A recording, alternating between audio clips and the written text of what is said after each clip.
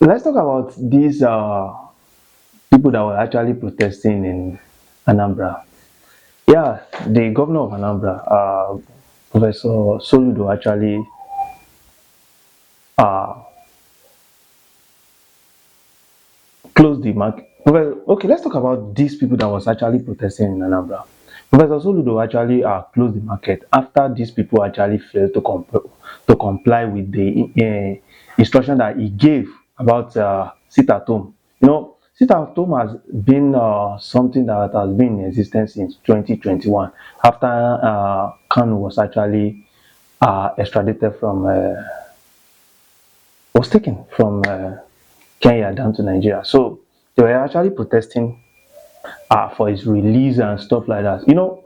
And it has been something that initially it was not, people were not really coming out, but you discover that later on some IPOP leader were actually, it become brutal, and since people were scared of their life, they have to obey. So everybody, it has become something that everyone was actually like, okay, maybe it's only Monday. After Monday, we continue with our market day now. So it has been in existence, and almost all the state in the east is actually obeying it.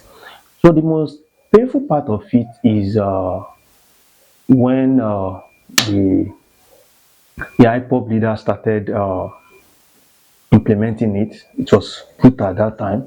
Then later on, I think IPOP actually lifted it, but due to fear and what people has been in, what the this thing fear that has been in people's mind, it is very difficult for people to just wake up on Monday and say, I want to go to the I want to open my market. I want to go to the market and open my shop. Of course, we all know that East is one of the economic hub of Nigeria.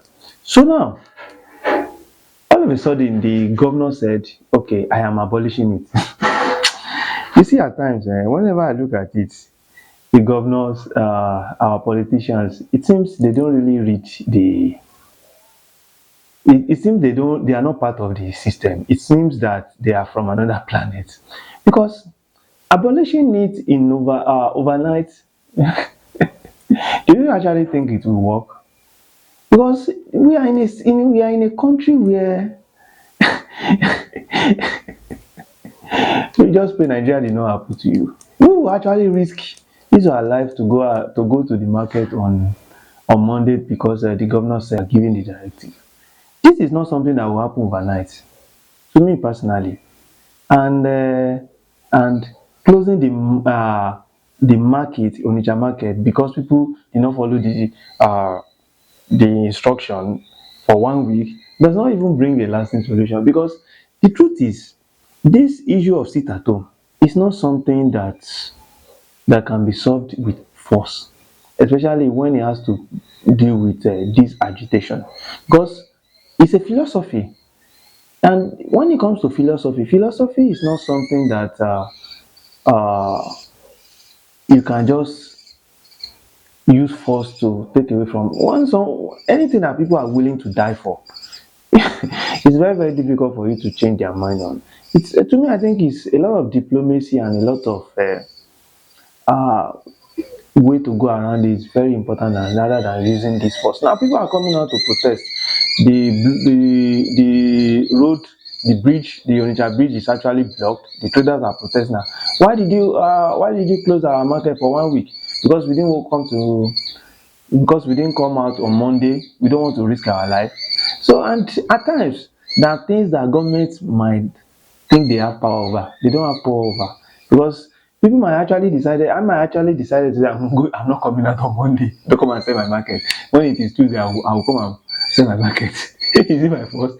So yes, at times whenever I look at this the system of the government, you just discover that it apparently they need to see the our politician needs to read the situation before they actually give direction instruction, because at times some command might not even yield any results like this one. Do you think people will still not come or stay at home on Monday? So what is your thought on it? Let me hear, so that, because I just came across the news, I just felt that let me just talk about it, because it is something that is